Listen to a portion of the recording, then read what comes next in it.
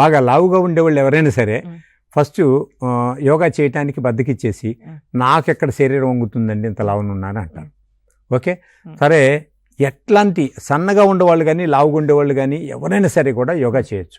Even bed మీద ఉన్న patient చేత కూడా యోగా చేయించవచ్చు.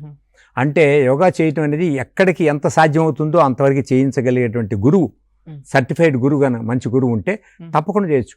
మా వాళ్ళు చాలామంది బ్రహ్మాండం చేస్తున్నారు.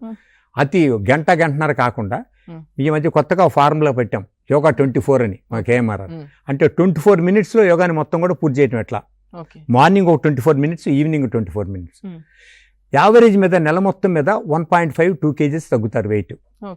మీకు గుర్తుపెట్టుకోండి, డ్రామాటిక్ చేంజ్ రావాలి అనే ఉద్దేశం మీద సడన్గా వెయిట్ తగ్గాలని ఎప్పుడైతే మనం ప్రయత్నం చేస్తామో లోపల హార్మోన్స్ దెబ్బతింటాయి, ఆర్గన్స్ దెబ్బతినే అవకాశం ఉంటుంది.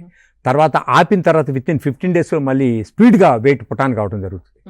కాబట్టి ఇక్కడ ఆర్గన్స్ వైజ్ గాను, హార్మోన్స్ వైజ్ గాను, సిస్టమేటిక్ గాను యోగా సాధన చేసేటట్లయితే ఒక్కసారి తగ్గిన బరువు పెరగరు.